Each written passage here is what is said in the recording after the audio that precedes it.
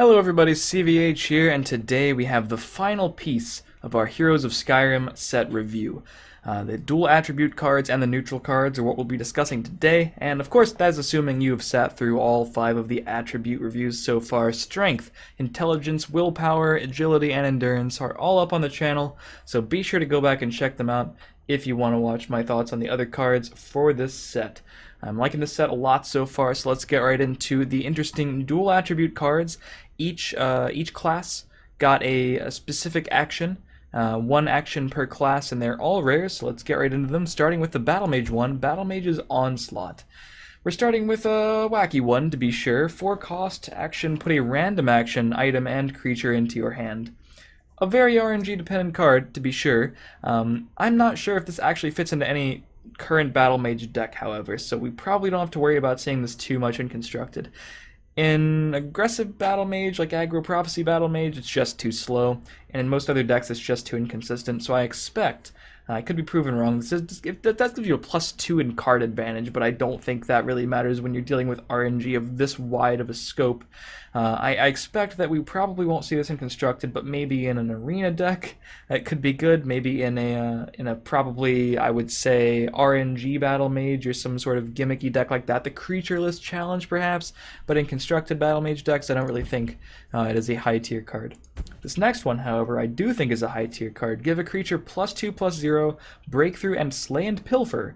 Draw a card this turn. So it's only for 1 turn, but it gives it Slay and Pilfer, which means for a Crusader deck you can give something power, use it to trade up with something else, deal the breakthrough damage, which will then allow you to draw a card, and Pilfer will also allow you to draw a card because Pilfer states, let's see, bonus effect when this damages the opponent.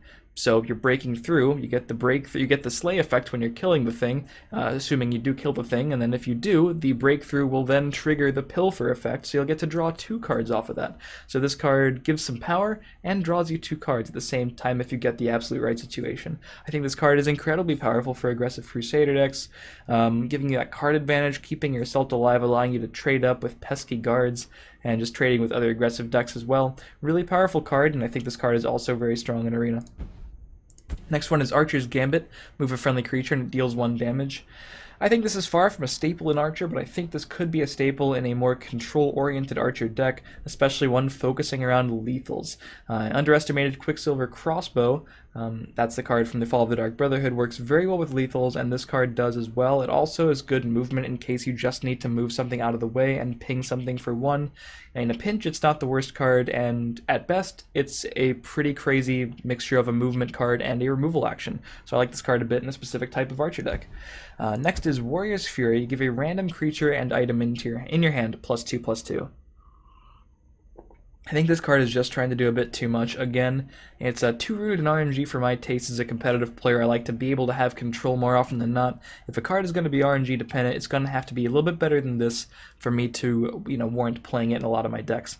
It's also an action, so for an aggressive warrior deck, I don't want to be wasting my time playing actions. Even if they do give 4/4 of value total, it's not immediate, and you are suffering a tempo loss by playing this card. In addition, you also need to have a creature and item in your hand at the same time along with this, and you want to play this in order to get value out of it. So a lot needs to go right for this card to be actually powerful.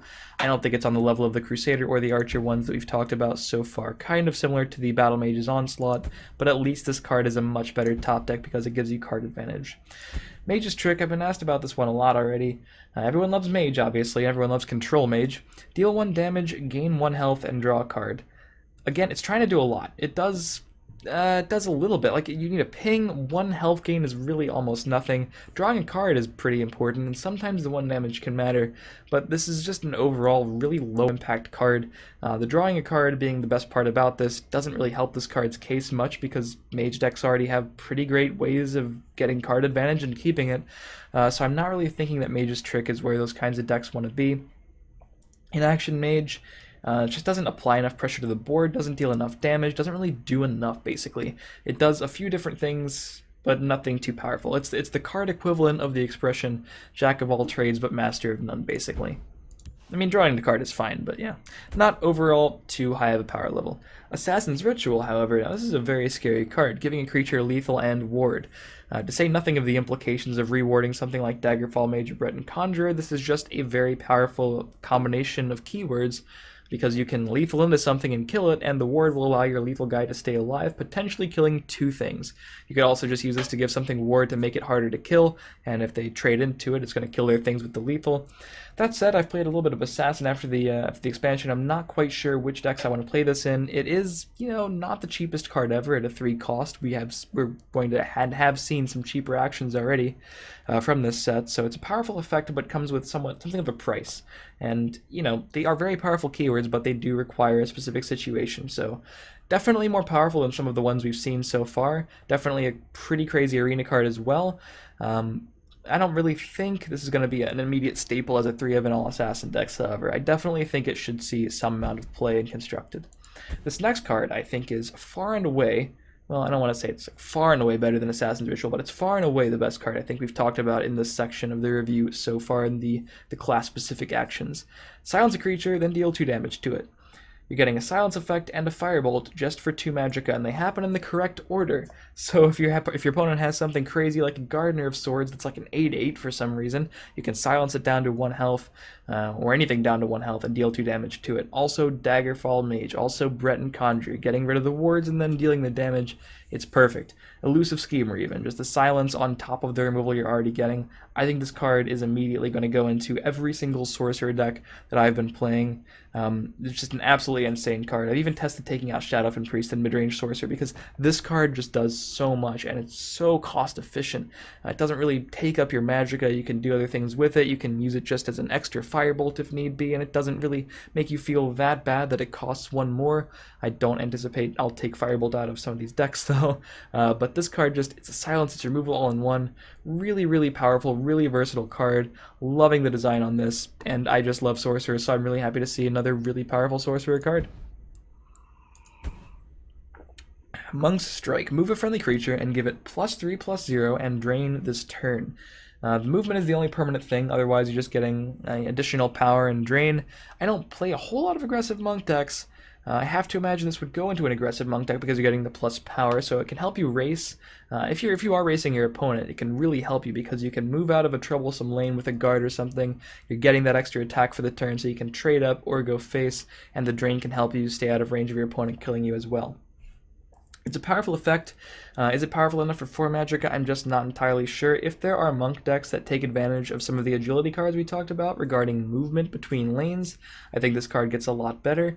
I'm not sure how powerful those decks will be on first hand, but I do think this is one of those cards that can make that kind of deck really powerful. Spellsword Summoning, another RNG-dependent card, getting those random 1-cost creatures in each lane. There are some solid 1-cost creatures out there. There's Descendant of Alkosh, Ungolem, that's a pretty big one. Relentless Raider, that's a pretty big one. If you're playing a token Spellsword deck, is this really worth it? I think it might be. It remains to be seen if Token Spellsword is too good post the expansion, but if you get this card on the board after a 5th Legion Trainer, those 1-drops have better value. If you can plop a Divine Fervor down, all of a sudden you're not just getting the 1-drop stats, you're getting their good effects potentially, and even better stats. So I think in a Token Spellsword deck, this could actually make the cut despite being kind of random. In Arena, it could be reasonable as well, just as something to fill out your turn 3. It's unpredictable. I don't think the power level is... On average, I don't think it's too high, but in the correct deck with enough ways to take advantage of the fact that you're summoning multiple guys with a bunch of cards, it could be another card to fit in there. Scout's Report. I think this is the best card we've talked about besides the Sorcerer's Negation. Look at the top card of your deck. You may discard it, draw a card. And I mean in the context of these class-specific actions, obviously, not every single card in the set. But this card is just really solid. You look at this and you're like, okay, it's a 1-cost draw card, but I get to kind of have some control over that, and I get to thin my deck twice as much as I would with normal card draw, like a Shadow Shift or something. Now, Shadow Shift is great, definitely has its own implications, definitely a very solid card for the movement aspect of it, but Scout's Report allows you to look at the next card and decide whether or not you want it, and if you don't, you're getting 2 cards deeper into your deck. And you can also use this to fill your discard pile for cards like Soul Tear. So that's not really the main use of the card, though. The main use is just cycling really efficiently, and I think it's a strong card to do that with. So I expect this to see a lot of play in a variety of Scout decks. And now we get to move on to the neutrals. We do see a little bit more Dwemer support in this set, starting with the Black Retree Builder. I'm going to probably not take too much time on a lot of these because they're just not fantastic. 1 cost, 0/1 Prophecy Guard, summon, gain 2 health. Expected to see play if Dwemer's ever become a thing, expected to see no play otherwise, but a cute card. Definitely a cute little Dwemer there. Loot. Now I will take a minute to talk about Loot because it's just a really solid card. 1 cost, +1/+2, almost a Steel Scimitar value right there as far as stats are concerned. And the wielder's immune to silence. Now this is really powerful on a card that you have a super impactful effect, like a Goblin Skulker, a Descendant of Alkosh. This is the kind of card that can make those viable. Also maybe a Gardener of Swords. Is it good enough to warrant a deck slot just to fight against the silences? Not entirely sure yet. It remains to be seen. We're only a couple days into the expansion being released, but this is definitely a very, very cool card and potentially very powerful and annoying if your main course of action against a lot of these cards is something like Silence.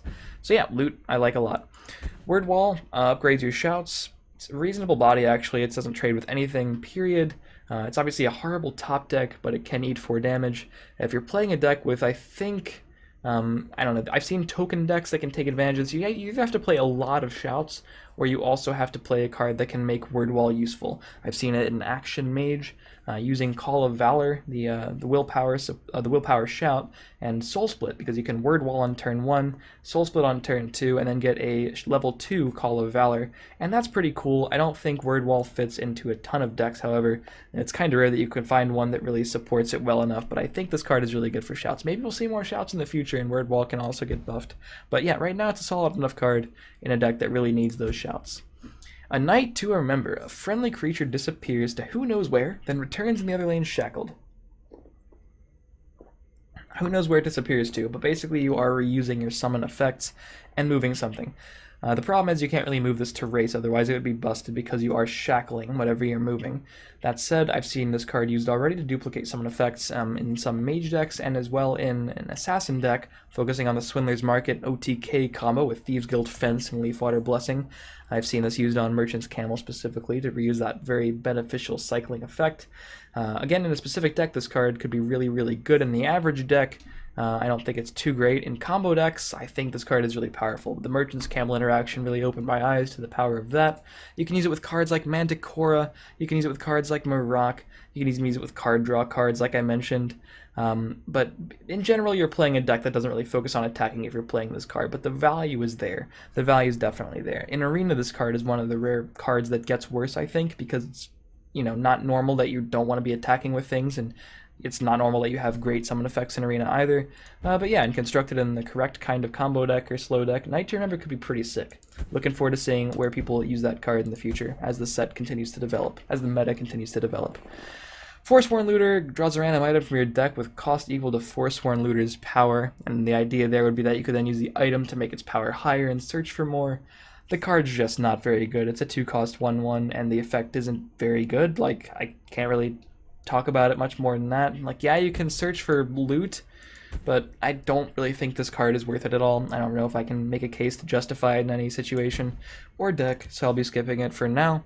Midnight Snack. 2-drop, 2/2 with Prophecy Guard, reducing the cost of a dragon in your hand by 1 on a last gasp. Really solid card if you're focusing on dragons at all. You'd probably just want to play it. It's not amazing, but it's totally reasonable. One of the better things you can do on turn 2, and as a prophecy, it could save you. Who knows? But in a dragon deck, I want to play it. In nothing else do I want to play it. There's just better 2-drops, there's better prophecies. But in a dragon deck, it's really good. So I definitely expect to see a lot of that card. Mudcrab Ankle Snapper. We are all so excited to have another Mudcrab in the family. 2-cost 3/2, summon, deal 1 damage to your opponent. And it's reasonable. I love it. That said, aggro decks are really tight on space right now, and 2-drops, there's a lot of good ones. There's Windkeep Spell Swords, there are Greystone Ravagers, there are Orcs, there's other kinds of things. Wordcrafter, Shrieking Harpy. It's hard to imagine this slotting into any deck that currently plays those better 2-drops. But in neutral oriented deck, if you want to play a deck of all neutrals, this is like one of the better 2-drops you could play, I think. Dealing 1 damage to your opponent, it's not a lot, but if you're trying to be aggressive, that could be something of a difference. 1 damage adds up, guys.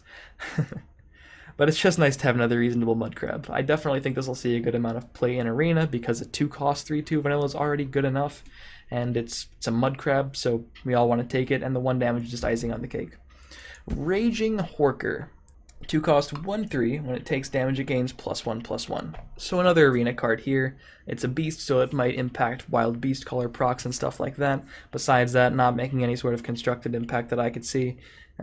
Just not an effect that you're really going to get a whole lot of value off of, and it's a 2-cost 1/3 at the end of the day. Horned Helm, 3-cost, +2/+3. Not enough stat increase to be good and constructed. It could only really happen off of like a Merrick proc or something like that. In Arena, it's slightly better. It's still not amazing, but you might take it here and there if you need something that's not terrible against 2 terrible cards. Young Dragonborn. 3/2. When it slays a dragon, put a random shout into your hand. After you play a shout, Young Dragonborn gains +1/+1. Could snowball? Potentially, but you're unlikely to really be playing that many shouts. It's a 3-cost 3/2. It's vulnerable to a lot. It's really hard for this to slay a dragon, by the way. That's like very, very difficult to set up. So yeah, I don't think this card is consistent at all to see enough play. Basically, you're playing a 3-cost 3/2, and if you play a shout the next turn, you played a 3-cost 4/3, and it's still just not that good. So I don't like the card too much. Dwarven Dynamo. Now, this is interesting. It is neutral support, giving another neutral creature +3/+3 and guard. So 4-cost 5/4 of value, along with the guard that you're giving to whatever you want. I like this card a lot in theory for a neutral deck. Again, I just don't think those decks are too good yet. I'm waiting to be proved wrong. I hope someone can do it. I do expect this card to be played if a deck like that is playable, because the benefits of this card, like, it's very versatile. You can buff whatever you want, you can use it offensively, you can just make something annoying a guard. I like this card a lot. It's obviously only really bad on a clear board if this is the first thing you're developing, but it remains to be seen what kind of neutral decks emerge if they do. In Arena, again, this is one of the ones that does get worse because you don't have a lot of neutral cards, but in Constructed, I think in the right neutral deck, if that ever comes along, it's pretty good. 4-cost Glass Helm of Remedy. +0/+4. Summon, you gain 4 health. Not a small amount of health gain, to be honest. I just don't think this card does the health gain as much as, you know, an attribute-specific health gain card would, like a Pillaging Tribune or something like that, or a Healing Potion. The idea of this card is cute, though, because you are probably using it on a guard. You can make your guards higher health, which will in turn gain you health through them having to attack them, and then you're gaining the health through the effect as well. So it could gain you like 8 of health total if you count the health you're giving to a guard. It's unlikely that gets set up perfectly.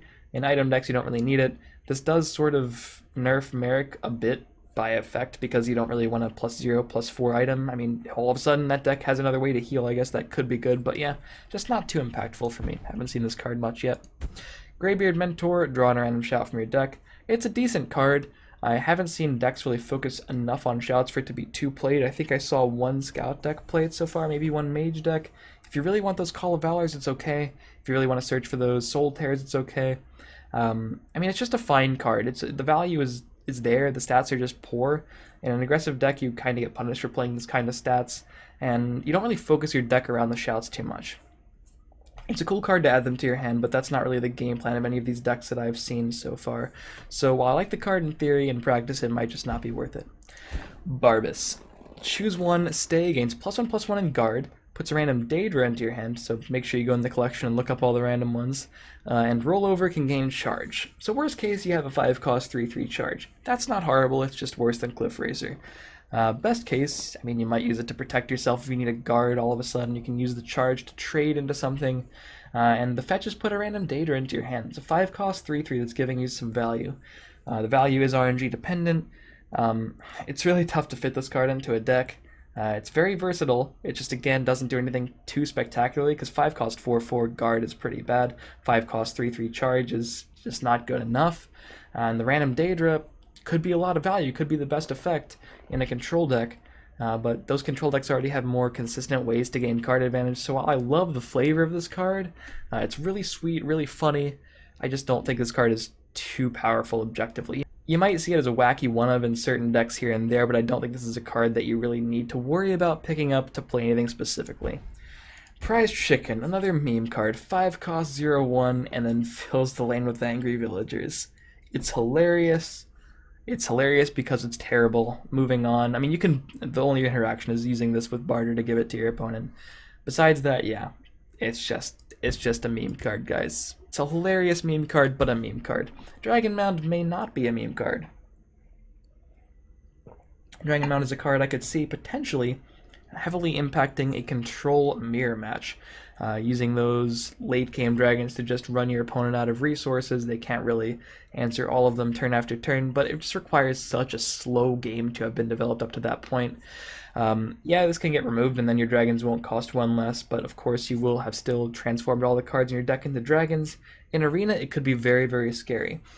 It is, however, still a tempo loss in Arena because you're paying 6 for no immediate board impact. So overall, I think in Constructed, that's what's going to be this card's downfall. Really cool card.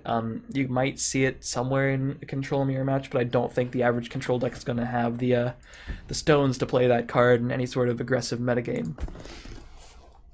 Journey to Sovngarde, a very similar card to me. Just a card that's so unbelievably slow that you probably won't see any constructed play. This card, even more so than the last. The other one I could see impacting a control mirror match pretty easily, because you can jam it on 6 and then the rest of your game is insane. This card can't even really be jammed to good effect on 7, because you have to wait until a lot of creatures enter your discard pile. So you're playing this much later than 7, then you have to wait even longer to draw those cards. And yeah, they're huge, but, you know, it's also turn 15 and a lot of things could have probably won your game by that point. We've also seen Echo of Akatosh and Praetorian Commander come out in this set, and both of those cards do the whole make your deck insane thing more consistently than Journey to Sovngarde. So yeah, I'm not really feeling this card. I wasn't feeling it in the first impressions video, and I'm not really feeling it now.